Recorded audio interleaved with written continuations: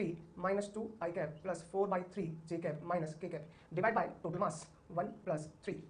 इसको जब सॉल्व करें तो A C M vector is equal to minus 5 I cap minus 2 plus 4 plus 2 J cap plus 5 minus 3 plus 2 K cap divide by 4 minus 4 I cap plus half J cap plus half K cap acceleration of centre मास। इसी question में क्या चीज change कर सकते हैं कि आपको next time acceleration नहीं देकर 1 kg और 3 kg पर फोर्स की वैल्यू दे दे, तब हम direct F1 vector plus F2 vector plus 1 divide by total मास करके भी सेंटर मास का एक्सेलरेशन फाइंड कर सकते हैं। मतलब इसी क्वेश्चन के दो पैटर्न है, एक पैटर्न में एक्सेलरेशन बॉडी का गिवन होगा, पार्टिकल के एक्सेलरेशन गिवन होंगे, और दूसरे में पार्टिकल पर फोर्स गिवन होगा, और हमें सेंटर मास का एक्सेलरेशन फाइंड करना तो सिंपली मेथड है total force by total mass. Next question, find out acceleration of centre mass of given system. यहाँ एक पुली बनी हुई है जिससे एक स्ट्रिंग पास हो रही है, स्ट्रिंग से एक तरफ m1 मास और दूसरी तरफ m2 मास कनेक्टेड है। इस सिस्टम का हमें acceleration of centre mass find करना है। तो m1 और m2 में से कोई भी एक मास ज्यादा होगा, यहाँ गिवन नहीं है तो हम एज्यूम कर लेते हैं कि m2 is greater than m1।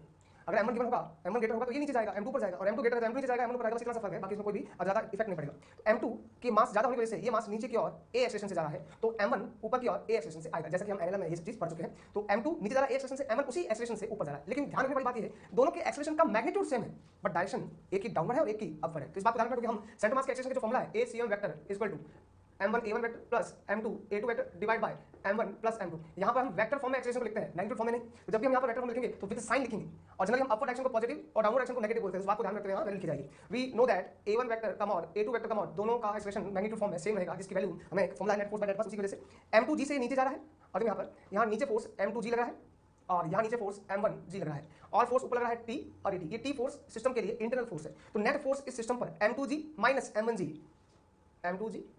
m1g divide by total mass m1 plus m2। ये एक्सेलरेशन का मैग्नीट्यूड जाएगा, जरा कॉमन ले है, तो m2 minus m1 into g divide by m1 plus m2। ये वैल्यू हमें एक्सेलरेशन की मिल चुकी है, दोनों के एक्सेलरेशन का मैग्नीट्यूड मिल चुका है। अब ये वैल्यू हम सेंटर मास के फॉर्मूले में पुट करते हैं। So acceleration of centre mass is equal to m1, इसका एक्सेलरेशन अपवर्ड एक्सेलरेशन इसको पॉजिटिव लिख रहे हैं, प्लस a प्लस m2 का एक्सेलरेशन डाउनवर्ड एक्सेलरेशन इसको माइनस लिख रहे हैं, minus a divide by m1 plus m2। अब यहाँ से हम कॉमन ले तो a कॉमन आ जाएगा, m1 minus m2 a upon m1 plus m2, और a के हम ऑलरेडी फाइंड कर चुके हैं, m2 minus m1 upon m1 plus m2 g put कर देंगे, m1 minus m2 minus m1 divide by m1 plus m2 का होल स्क्वायर इंटू जी।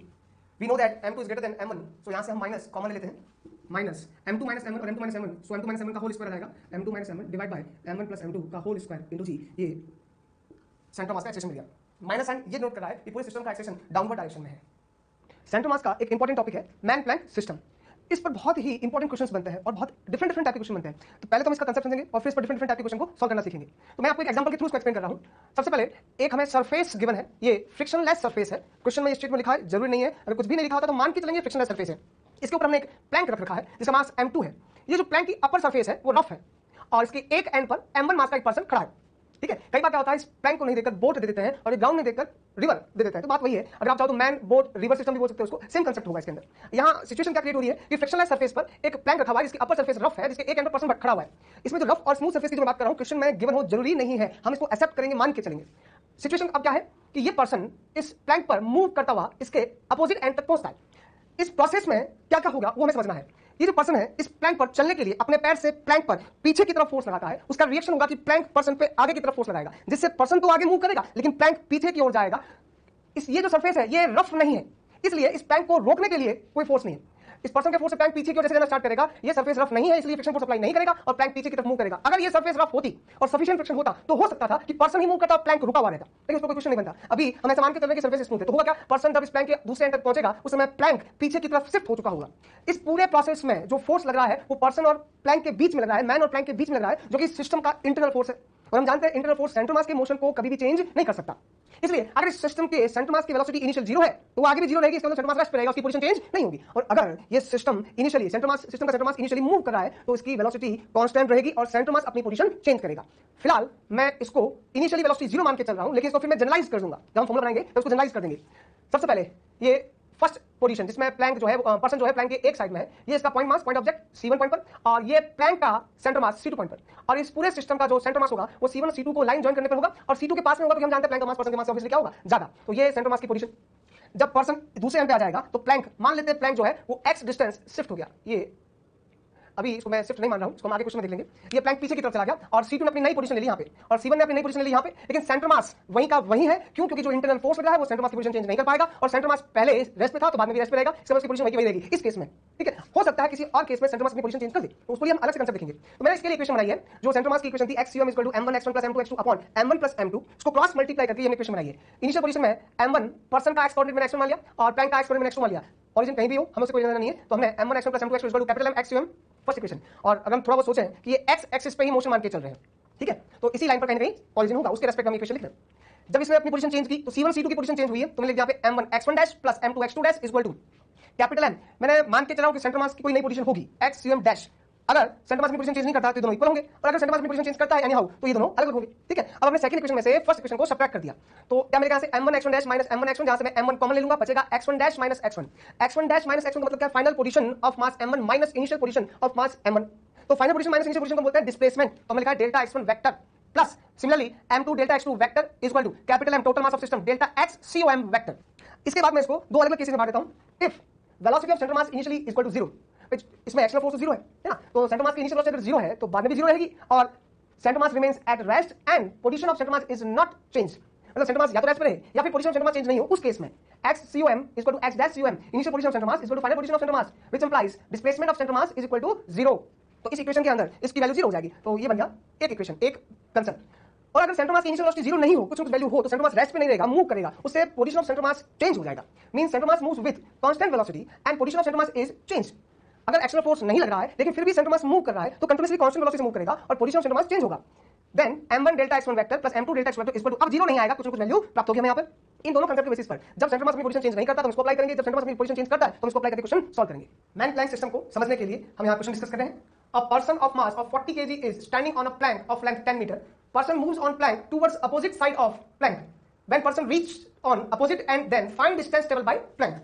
ये स्मूथ सरफेस पर एक प्लैंक रखा हुआ है और इस प्लैंक की रफ सरफेस के एक एंड पर एक पर्सन खड़ा 40 kg का और प्लैंक का मास है 60 kg। ये जब चलते हुए इसके दूसरे एंड पहुंचेगा अपोजिट एंड पर, उस समय प्लैंक में कितनी डिस्टेंस ट्रेवल की होगी ये पूछा गया है। यहाँ क्वेश्चन में कहीं भी नहीं लिखा हुआ है कि ये सरफेस कैसी है, ये सरफेस कैसी है। ये अंडरस्टैंडिंग है कि जिस सरफेस पर प्लैंक को रखा है वो स्मूथ सरफेस है और प्लैंक की ऊपर वाली सरफेस रफ है। ये क्वेश्चन में नहीं लिखा हुआ है तो इसको हम एज्यूम करके चलेंगे। अब इस क्वेश्चन को सॉल्व करना बहुत इजी है। जैसे हमने बात किया था, जब पर्सन इस पर चलने लगेगा तो ये प्लैंक पर फोर्स पीछे की तरफ लगाएगा, इससे plank left hand side shift हो जाएगा। कुछ इस टाइप से हमसे डायग्राम बनाया है प्लैंक का डायग्राम, ये प्लैंक पीछे की तरफ शिफ्ट हो जाएगा। मान लो x डिस्टेंस शिफ्ट हुआ, ये प्लैंक शिफ्ट हुआ x डिस्टेंस, और पर्सन उस केस में इसके अपोजिट एंड पर पहुंच गया है। यहाँ पे ये पर्सन पहुंच गया यहाँ पे ए, पर्सन यहाँ पहुंच गया और टोटल जो लेंथ है वो आपको गिवन है 10 मीटर। यहाँ हमें कौन सा केस यूज करना है? Centre mass m1 delta x1 plus m2 delta x2 equal to 0 और कैपिटल M डेल्टा x वाला, वो चीज में कौन बताएगा? स्टार्टिंग में पर्सन प्लैंक पर खड़ा था, इसका मतलब सेंटर मास की वेलोसिटी जो है इनिशियली 0 थी, इसका मतलब फर्स्ट केस वाला यूज करना है। तो हम यहाँ अप्लाई करेंगे m1 delta x1 plus m2 delta x2 equal to 0। 0 लेके इसको सॉल्व करेंगे। अब पर्सन है कितना डिस्प्लेसमेंट ट्रेवल किया है उस चीज को देख लेते हैं। राइट हैंड साइड को हमें पॉजिटिव कंसीडर करेंगे और लेफ्ट हैंड साइड को हम नेगेटिव कंसीडर करेंगे। Person right hand side move कर रहा है और कितना मूव किया? ये 10 है, ये x है, तो ये रिमेनिंग डिस्टेंस 10 माइनस x हो जाएगी। तो पर्सन ने 10 माइनस x फॉरवर्ड डायरेक्शन में मूव किया है, तो 40 into 10 minus x plus plank का मास 60 और प्लैंक x डायरेक्शन में मूव, नेगेटिव x डायरेक्शन में मूव कर रहा है, इसलिए displacement minus x equal to 0। अब इसको सॉल्व करके x की वैल्यू फाइंड करेंगे, तो 400 minus 40x minus 60x equal to 0। So 100x equal to 400x equal to 4 metre. मतलब जो प्लैंक मूव किया है, शिफ्ट हुआ है, वो x 4 मीटर शिफ्ट हुआ है लेफ्ट हैंड साइड। तो इसका डिस्प्लेसमेंट की बात करें तो लिखा जाएगा 4 मीटर लेफ्ट, और डिस्टेंस की बात करें तो कहेंगे इसने 4 मीटर डिस्टेंस ट्रेवल की। Displacement of plank equal to 4 metre left, और डिस्टेंस पूछा जाए डिस्टेंस इसका आंसर 4 मीटर हो जाएगा। Next question, two person A and B are standing on a plank as shown in figure. If A and B exchange their position, find distance traveled by the plank. Previous question में Planck पे सिर्फ एक ही person था जो चलते हुए दूसरे and पे आ रहा था। यहाँ क्या हो रहा है? प्लैंक के दोनों एंड पर दो पर्सन बैठे A एंड B, और दोनों का मास डिफरेंट डिफरेंट, 40 kg 60 kg, दोनों जब एक दूसरे की तरफ मूव करेंगे, मतलब B इस एंड पे जाना चाह रहा है और A इस एंड पे जाना चाह रहा है, तो दोनों पर्सन प्लैंक पर अपने पैर से फ्रिक्शनल फोर्स अप्लाई करते हैं पीछे की ओर। तो इस प्लैंक पर दोनों पर्सन का फ्रिक्शनल फोर्स, इस पर्सन की वजह से इस प्लैंक पर frictional force left hand side और B की वजह से प्लैंक पर frictional force right hand side apply होगा। 60 kg जो पर्सन है उसका फ्रिक्शनल फोर्स ज्यादा स्ट्रांग होगा, इसलिए प्लैंक जो है हैवी बॉडी के फ्रिक्शनल फोर्स जो कि प्लैंक पे अप्लाई होगा उस तरफ मूव कर जाएगी, शिफ्ट कर जाएगी। इसका मतलब जो प्लैंक है लेफ्ट हैंड साइड और राइट हैंड साइड में से राइट हैंड साइड शिफ्ट होगी, लेट अस एक्स। तो जब भी हम कोई क्वेश्चन सॉल्व करेंगे तो हमें ये देखना है कि जो पर्सन एक्सचेंज करें अपनी पोजीशन, उनमें से हैवी पर्सन कौन सा है, उस डायरेक्शन में प्लैंक को शिफ्ट कर देंगे। गलती से भी अगर हम ए पर्सन को ध्यान रखते हुए इस प्लैंक को इधर शिफ्ट करके क्वेश्चन सॉल्व करें तो मैग्नीट्यूड में कोई भी फर्क नहीं आएगा आंसर में। आंसर का मैग्नीट्यूड वही आएगा लेकिन डायरेक्शन अपोजिट आएगी। मान लो अपना आंसर +5 आ रहा है और एक्चुअल आंसर +5 है, और जब हम इस प्लैंक को लेफ्ट हैंड साइड मूव करते हैं तो आंसर -5 आ जाएगा, +-5 फर्क आएगा, बाकी मैग्नीट्यूड का फर्क नहीं आएगा। तो लेट्स स्टार्ट दिस क्वेश्चन। इस प्लैंक को हम B की फ्रिक्शन फोर्स के डायरेक्शन पीछे की तरफ शिफ्ट कर दें, तो ये प्लैंक ऐसे आगे की तरफ हमने इसको शिफ्ट कर दिया। ये प्लैंक यहाँ शिफ्ट हो गया और मान लो प्लैंक जो है वो x डिस्टेंस शिफ्ट हुआ, b पर्सन यहाँ आ जाएगा और यहाँ a पर्सन आ जाएगा। इक्वेशन हमारे पास वही है, यहाँ पर 3 मास है a, b और प्लैंक, तो तीनों मासों के लिए वो इक्वेशन लिखनी equal to 0 m1 delta x1 plus m2 delta x2 plus m3 delta x3 equal to 0। Start करता हूँ मैं 40 kg से। 40 kg का जो मास है वो इतना शिफ्ट हुआ है यहाँ से लेकर यहाँ तक, तो प्लैंक की जो लेंथ है वो 10 मीटर, ये तो 10 का लेंथ हुई, याद रखता हूँ इसको 10 मीटर। तो a यहाँ से यहाँ शिफ्ट हुआ है, राइट हैंड साइड से पॉजिटिव लेंगे 10 plus x, 40 into 10 plus x। Plank जो है, प्लैंक भी राइट हैंड साइड शिफ्ट हुआ है और plank right hand side shift हुआ है, x शिफ्ट हुआ, so 100 into x plus 60 kg। 60 kg left hand side shift हुआ और कितना शिफ्ट हुआ है, ये इतना शिफ्ट हुआ है, मतलब टोटल डिस्टेंस 10 मीटर है, इसमें से ये x माइनस कर दूं तो b शिफ्ट हुआ है 10 माइनस x, मतलब नेगेटिव का 10 minus x is equal to 0। अब इस इक्वेशन सॉल्व करना है, 400 और minus 600 minus 200 40x 100x 140x 60 minus minus 60x 140 plus 60 200x is equal to minus plus 200x is equal to 0 which implies x is equal to 1 metre. मतलब जो plank है वो 1 metre right hand side shift हुआ। Similarly इसमें अगर 3% दे दे तो क्या कुछ बनता है, वो देखो यहाँ पे, यहाँ प्लैंक है, वही प्लैंक का मास 90 kg, इस पर 3 मास रखे हुए a b और c, 3% है, a का मास 40 b का 50 c का 60 और ये जो डिस्टेंस है वो आपको दे रखी है। Now if a and c exchange their position then find shifted position of man b। अगर a और b अपनी पोजीशन एक्सचेंज करते हैं तो सबसे पहले चेक करें a और b में, a और c में से a और c एक्सचेंज करें, a और c में से हैवी मास 60 kg है, इसका मतलब ये जो c है ये प्लैंक को राइट हैंड साइड शिफ्ट करेगा, रिजल्टेंट भी राइट हैंड साइड शिफ्ट होगा, तो plank right hand side shift करते चले, ये हम प्लैंक को राइट हैंड साइड शिफ्ट कर दिया, x शिफ्ट कर दिया राइट हैंड साइड, ये plank x right hand side shift हो गया, a यहाँ आ जाएगा, c यहाँ आ जाएगा और जो b है वो भी इसके पहले सेंटर में था, अभी भी इसके सेंटर पे जाएगा, तो b प्लैंक के साथ साथ ही मूव करेगा, तो जितना प्लैंक x मूव किया उतना ही b भी यहाँ से x मूव करेगा, तो b प्लैंक के साथ नहीं है। सभी का डिस्प्लेसमेंट आ चुका है, डिस्प्लेसमेंट यहाँ पर अब 4 मास है, m1 m2 m3 m4, तो वही चारों का मास इनटू डिस्प्लेसमेंट। स्टार्ट करता हूं मैं, a से a का मास 40 है और a शिफ्ट हुआ है x प्लस 4, ये 4 है टोटल, x प्लस 4, और b की बात करते हैं, b 50 right hand side shift हुआ है x प्लैंक के साथ साथ, अब प्लैंक भी राइट हैंड साइड शिफ्ट हुआ है 90 इंटू x प्लस 60, जो c पर्सन है वो लेफ्ट हैंड साइड शिफ्ट हुआ है, कितना शिफ्ट हुआ है, ये 4 है और इतना चलता हुआ है 4 minus x minus 4 minus x is equal to 0। इसको सॉल्व करना है, 40x 50 90 90 90 180 180 plus 60 240x 160 and minus 240 160 minus 240 minus 80 is equal to 0, so x is equal to 80 by 240 1 by 3 metre. इन सभी क्वेश्चन में एक ही मेथड है, जो भी मास शिफ्ट हो रहा है उसमें से जो हैवी मास है उसी के फ्रिक्शन फोर्स की डायरेक्शन में प्लैंक को शिफ्ट करना है और देन एक इक्वेशन बनानी है, जितनी मास है उन सभी मास को डिस्प्लेसमेंट के साथ मल्टीप्लाई करके ऐड करते हुए लास्ट में 0 इक्वल करना और x की वैल्यू फाइंड करनी है। Next question, block of mass small m is sliding on a wedge of mass capital M. When block reaches at lower point of wedge, then find displacement traveled by wedge। Question की situation क्या है कि surface पर एक veg रखा हुआ है ना, और ये मैंने आपको बताया था फ्रिक्शनलेस सरफेस है, ये लिखा हुआ जरूरी नहीं है, और इस पर एक m मास का जो ब्लॉक है वो स्लाइड कर रहा है, मतलब ये भी फ्रिक्शनलेस है और इस पर ये स्लाइड कर रहा है, ठीक है। अब जैसे ही m मास स्लाइड करेगा और लोअर एंड पर पहुंचेगा इसके, तो इसका डिस्प्लेसमेंट कितना होगा ये पूछा है क्या सिचुएशन इसके अंदर, उसको समझें कि जब ये m मास का ब्लॉक इस पर ऐसे स्लाइड कर रहा है तो m मास का ब्लॉक और कैपिटल M मास के वेज के बीच में जो नॉर्मल रिएक्शन फोर्स लग रहा है वो कुछ इस टाइप से लगेगा कि m मास के ब्लॉक पे तो ये लगेगा ऊपर की ओर और कैपिटल M मास के वेज पर लगेगा ये नीचे की ओर, कुछ इस टाइप से है ना। ये मैं ऐसे मान लेता हूं कि ये ब्लॉक पर नॉर्मल फोर्स इधर लगा, इस पर नॉर्मल फोर्स इधर लगा।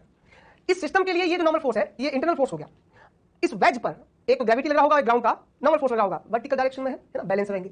इस नॉर्मल फोर्स के दो कंपोनेंट आएंगे, एक हॉरिजॉन्टल कंपोनेंट आएगा, एक वर्टिकल कंपोनेंट आएगा। ये वर्टिकल कंपोनेंट बाकी दोनों फोर्स से बैलेंस रहेंगे, इसलिए वर्टिकल डायरेक्शन में ये वेज मोशन नहीं करेगा। इस नॉर्मल फोर्स के इस कंपोनेंट की वजह से ये वेज पीछे की तरफ मूव करता है ना, ये नीचे आएगा और ये राइट हैंड साइड इस डायरेक्शन में मूव करेगा, और जो फोर्स जिस फोर्स की वजह से मूव कर रहा है वो इंटरनल फोर्स है।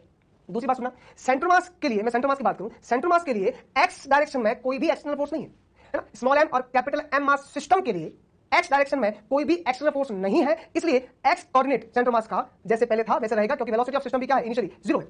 वापस रिपीट करूं ढंग से सुनना इसको कि हम जो कंसेप्ट हमने सीख रखा है वो कैसे डायरेक्ट अप्लाई करें यहाँ पे, ऐसी क्या सिचुएशन है कि उसको डायरेक्ट अप्लाई कर सकते हैं। सबसे पहली बात, एक्सटर्नल फोर्स चेक करो, एक्सटर्नल फोर्स अगर 0 है तो velocity of centre mass check करो, वो अगर 0 है तो सेंटर मास मूव नहीं करेगा, ठीक है। तो x डायरेक्शन में इस सिस्टम पर कोई भी एक्सटर्नल फोर्स नहीं है, जो भी मूवमेंट हो रहा है वो इंटरनल फोर्स की वजह से हो रहा है। दूसरा, x डायरेक्शन में velocity of centre mass initially 0 है, इसका मतलब सेंटर मास पहले जिस पोजीशन पे था अभी उसी पोजीशन पे रहेगा x डायरेक्शन में, मतलब कि x कोऑर्डिनेट सेंटर मास का सेम रहेगा, तो डेल्टा x m वो 0 मिलेगा हमें, ठीक है। अब इसको अप्लाई कर लेते हैं। हाँ, जब मास नीचे आ रहा हो तो y डायरेक्शन में चेंजेस हो सकते हैं, क्योंकि y डायरेक्शन में ग्रेविटी इस ब्लॉक पर लग रही है। फिलहाल उसका मतलब हमें x डायरेक्शन से ही चेक करना है। जब ये नीचे आ रहा है तो ये जो वेज है ये पीछे की तरफ शिफ्ट हो रहा है, जैसे हमने मान लेते हैं ये पीछे की तरफ ऐसे x डिस्टेंस शिफ्ट हो गया, मतलब ये जो वेज है ये x डिस्प्लेसमेंट आगे गेन कर रहा है, ठीक है। और तब आगे गेन किया जब ये ब्लॉक फिसलता हुआ स्लाइड करता हुआ ऐसे बॉटम पे आ जाए, लोअर पॉइंट पे आ जाए, यहाँ पे आ गया। अब जो ये x डायरेक्शन में इधर डिस्प्लेस हुआ है, हम एक काम करते हैं, इस ब्लॉक का भी x डायरेक्शन में डिस्प्लेसमेंट फाइंड कर लेते हैं। टोटल लेंथ l है तो ये लेंथ भी l होगी, तो हम ब्लॉक में x डायरेक्शन में कितना डिस्प्लेसमेंट ट्रेवल किया उसको लिख लेते हैं। ये ब्लॉक का डिस्प्लेसमेंट है x डायरेक्शन का, ये x है, टोटल l है, तो ये डिस्टेंस l माइनस x हो जाएगी। हमें दोनों पार्टिकल का ब्लॉक और वेज का डिस्प्लेसमेंट मिल चुका है, इक्वेशन हमारे पास में अप्लाई कर सकते हैं। m1 delta x1 vector plus m2 delta x2 vector is equal to 0। इसको अप्लाई करें। m1 मैं ब्लॉक का ले रहा हूं जो स्लाइड कर रहा है स्मॉल m, और उसका डिस्प्लेसमेंट लेफ्ट हैंड साइड है, और लेफ्ट हैंड साइड डायरेक्शन को नेगेटिव बोलते हैं। कितना डिस्प्लेसमेंट हो रहा है l - x, m minus l - x plus capital M wedge, right hand side x displace हो रहा है इसलिए प्लस का x इक्वल टू 0। अब इसको अंदर मल्टीप्लाई कर दें, minus ml plus mx plus capital mx equal to 0। इसको उधर भेजें और यहाँ से x कॉमन ले लें, x small m plus capital M equal to small m capital L, so x equal to small m capital L upon small m capital M। ये displacement of wedge मिल गया। तो कई बार इस क्वेश्चन में हल्का सा चेंजेस क्या कर सकते हैं, इस क्वेश्चन को थोड़ा सा अगर हम डिफरेंट बनाना चाहें तो क्या बना सकते हैं, यहाँ जो L आपको दे रखी है ये वाली लेंथ है। कई बार आपको ये L लेंथ नहीं देकर कुछ ऐसे दे सकता है कि ये एंगल S, ये एंगल थीटा है, और ये डिस्टेंस आपको इंक्लाइंड प्लेन की जो डिस्टेंस है वो आपको एज गिवन कर दी। उस केस में क्वेश्चन मतलब पैटर्न बिल्कुल सेम है। क्या लिखेंगे, if length of inclined plane is given is equal to S, तो L जो कि हॉरिजॉन्टल डिस्प्लेसमेंट है दोनों का रिलेटिव, हमें तो सिर्फ इसी की बात करनी है, इससे हमें कोई लेना देना नहीं, तो इस S का cos कंपोनेंट L बन जाएगा। So L is equal to S cos theta बन जाएगा। ऊपर वाले सॉल्यूशन में x इज इक्वल टू, जहां L है वहां हम S cos से लेके क्वेश्चन सॉल्व कर सकते हैं, small m upon small m plus capital M S cos theta. और कई बार ये L नहीं देकर ये L दे देते हैं, तो इस L का ये कंपोनेंट L cos थीटा हो जाएगा और हम इस L की जगह L cos थीटा रख के क्वेश्चन सॉल्व कर सकते हैं। Next question, in gravity free room a man of mass m1 is standing at a height of h above the floor. तो ये क्वेश्चन पढ़ते पढ़ते साथ साथ इसका डायग्राम बना लेते हैं। ये एक रूम का फ्लोर है और रूम के फ्लोर से h हाइट ऊपर, ये हमने h हाइट ले ली, h हाइट पे एक पर्सन है, पॉइंट मास को लेके चल रहा हूं मैं। इस पर्सन ने throws a ball of mass m2 मास को, बॉल को उसने थ्रो किया है vertically downward with speed u। ये बॉल, इस बॉल को नीचे की तरफ u स्पीड से उसने थ्रो किया है। Find distance of man above floor from the floor when ball reach on the floor. मतलब जब ये बॉल नीचे पहुंच चुकी होगी, ग्राउंड से टकराएगी, उस समय ये पर्सन, ये जो मैन है, इसकी हाइट क्या होगी। यहाँ दो बातें समझने की है कि जब हमने बॉल को नीचे की तरफ थ्रो किया है तो क्या पर्सन मूव होगा या नहीं होगा। इसके लिए हमें इस वर्ड को याद रखना है, gravity free room. Gravity free room मतलब यहाँ ग्रेविटी नहीं लग रही है, और ग्रेविटी नहीं लग रही मतलब इस सिस्टम पर कोई भी एक्सटर्नल फोर्स नहीं लग रहा है। एक्सटर्नल फोर्स नहीं लग रहा है, इसका मतलब जब पर्सन इस बॉल को नीचे की तरफ थ्रो करेगा तो पर्सन भी ऊपर की तरफ शिफ्ट होगा due to action reaction. That means person अपनी कुछ ना कुछ पोजीशन गेन कर चुका होगा इन अपवर्ड डायरेक्शन। इसलिए आपको जो फाइंड करना है वो फ्लोर से जो हाइट फाइंड करनी है वो h प्लस डिस्टेंस टेबल बाय मैन, ये भी फाइंड करना है। अब जो डिस्टेंस टेबल की होगी मैन ने, इस मैन की डिस्टेंस को फाइंड करने के लिए दो चीजें चाहिए, क्योंकि ये कांस्टेंट वेलोसिटी से मूव करेगा, क्योंकि एक्सेलेरेशन यहाँ है नहीं, एक्सटर्नल फोर्स है नहीं, इसलिए यहाँ पर एक्सेलेरेशन नहीं होगा, तो ये कांस्टेंट वेलोसिटी से ऊपर जाएगा। और कांस्टेंट वेलोसिटी से ऊपर जाता है कोई बॉडी कांस्टेंट वेलोसिटी से मूव करती है, तो डिस्टेंस फाइंड करने के दो चीजें चाहिए, तो स्पीड और एक टाइम। तो किस स्पीड से ऊपर जाएगा वो फाइंड करना, और कितने टाइम में ऊपर जाएगा वो फाइंड करना है। और कैसे फाइंड करेंगे, बॉल u स्पीड से नीचे आ रही है तो पर्सन किस स्पीड से ऊपर जाएगा वो हम निकाल सकते हैं बाय मतलब m1 v1 = m2 v2 से। जैसे कि हम जानते हैं इनिशियली जो मोमेंटम है, जो अपना सिस्टम था इनिशियली ये रेस्ट पे था, इसने इसको नीचे थ्रो किया तो पर्सन ऊपर जाएगा। सो m1 v1 = m2 v2। m1 मास पर्सन का, इसकी स्पीड में v मान लेता हूँ, m2 मास बॉल का, उसकी स्पीड u मान लेते हैं। सो v velocity of man m2 by m1 into u, ये हमें मैन की स्पीड मिल गई v। लेट अज्यूम बॉल को ग्राउंड तक आने में जो टाइम लग रहा है वो t टाइम में लेते हैं। तो t टाइम अगर हम निकालें, बॉल भी यहाँ कांस्टेंट स्पीड से नीचे आ रही है, ग्रेविटी के थ्रू नहीं आ रही है, तो कांस्टेंट स्पीड से नीचे आएगी। So time taken by ball to strike with ground या फ्लोर वो हो जाएगा t = डिस्टेंस अपॉन स्पीड। तो ये टाइम वो टाइम है जब बॉल फ्लोर से टकराएगी और कितने टाइम में ये पर्सन ऊपर शिफ्ट करेगा। तो distance travel by person, distance travel by man in time t, d मान लेते हैं, d = v into t, v हमारे पास में है, m2 by m1 into u, time h by u, u से u cancel, m2 by m1 into h, और height हो जाएगी from floor h plus d, solve करोगे तो 1 plus m2 by m1 into h आ जाएगा। इस क्वेश्चन का एक अल्टरनेटिव और भी है, चाहो तो हम ये पूरा प्रोसेस फॉलो नहीं करते हुए डायरेक्ट ये क्वेश्चन लिख सकते हैं। वो क्वेश्चन कैसे लिखा जाएगा, m1 सेंटर मास मूव नहीं करेगा। क्यों मूव नहीं करेगा, मतलब जब इनिशियली ये रेस्ट पे और मैन ने बॉल को नीचे की तरफ थ्रो किया तो ये इंटरनल फोर्स हो गया, एक्सटर्नल फोर्स नहीं है। अगर इंटरनल फोर्स के थ्रू होगा तो सेंटर मास शिफ्ट नहीं करेगा, सेंटर मास शिफ्ट नहीं करेगा तो m1 s1 = m2 s2 से भी फाइंड कर सकते हैं। और अगर बॉल ने x डिस्टेंस टेबल की होगी m2 into h, तो पर्सन m1 into d मान लेता हूं, तो d = m2 by m1 into h, यहां से भी फाइंड कर सकते हैं। ये d एक लाइन में आ जाएगा और हाइट में जो फ्लोर से मैन की हाइट होगी इसमें h को ऐड कर देना, मतलब इसमें h को ऐड कर देना, सॉल्व करना आंसर।